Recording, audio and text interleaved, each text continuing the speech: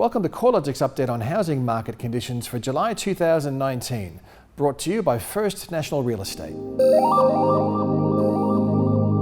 The latest housing market results presents an early sign that lower mortgage rates and improved sentiment are already having a flow-on effect for housing market conditions.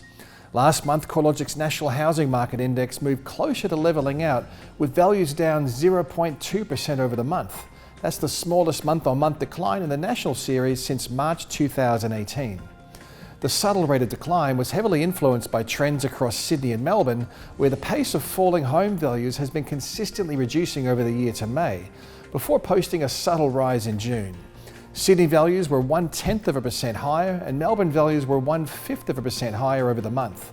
This was the first positive month-on-month movement in these cities since their respective market peaks back in 2017. The only other regions to record a rise in housing values over the month were Hobart, with an increase of 0.2%, as well as the regional areas of South Australia, where values rose by 0.1%, and Northern Territory, where values increased by 0.2%. Importantly, the improving conditions through to mid-May were largely organic, predating the positive boost in sentiment following the federal election and interest rate cuts in June and July.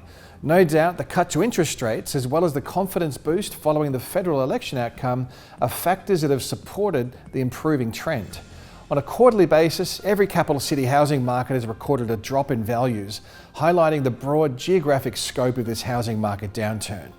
The largest falls over the past 3 months were recorded in Darwin, down 3.6%, and Perth, down 2.1%, where the weaker trend has persisted since mid-2014.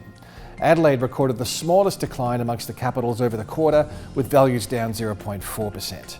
In another sign of stabilising conditions, settled sales activity appears to be finding a floor, albeit well below the decade average. Based on an estimate of settled sales, the trend towards fewer sales is flattening, with settled sales activity over the June quarter roughly level with the trough recorded over the past 2 market corrections.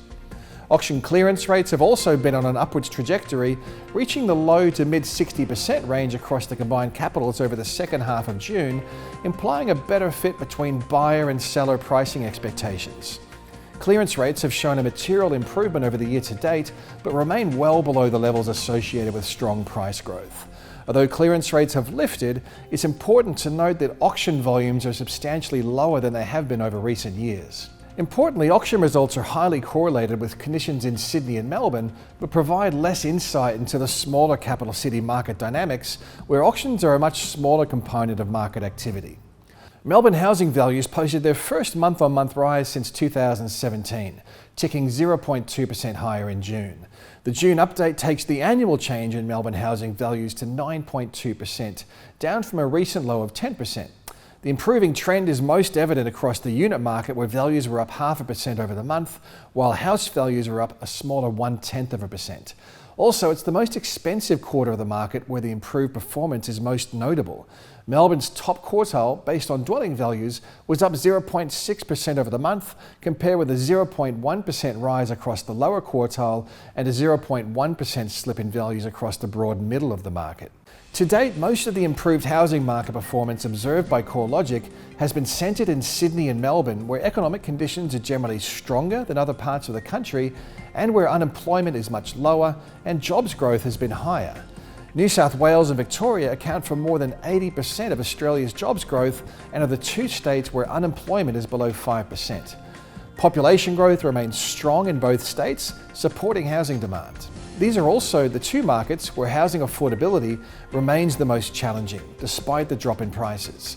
The median dwelling value in Sydney is 8.4 times higher than the median household income, and in Melbourne, dwelling values are 7.6 times higher than household incomes. Credit availability will remain a key determinant of the housing market's performance.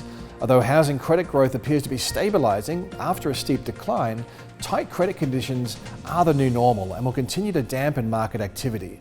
Lenders are progressively becoming less reliant on average household expense benchmarks, and prospective borrowers should expect some scrutiny of their balance sheets during the loan application process. Additionally, with borrower debt profiles becoming more transparent via comprehensive credit reporting, lenders will have greater visibility of total debt levels relative to borrower incomes, including credit card limits, mortgages with other lenders, personal debt, and auto financing. Borrowers applying for debt that is greater than 6 times their income may find it increasingly difficult to secure a loan. Overall, lenders are going to have a lot more information than they have in the past in order to decide whether or not a borrower is creditworthy. Overall, we are seeing some positive indicators in the housing market, but most regions around the country are still experiencing weak housing market conditions. A more broad-based housing market improvement is reliant on a firming of labour market conditions outside of New South Wales and Victoria, as well as a broad strengthening in economic conditions more generally. Lower interest rates should help to support this objective, but it's becoming increasingly clear that monetary policy isn't going to shore up the economy on its own. Pressure is building on the federal and the state governments to ramp up investment in key infrastructure projects that will have the dual benefit of creating jobs, as well as improving productivity and making affordable housing more accessible and more desirable. We'll be tracking progress on the housing market in plenty of detail, and you can access all of our research and data at our website at www.corelogic.com.au.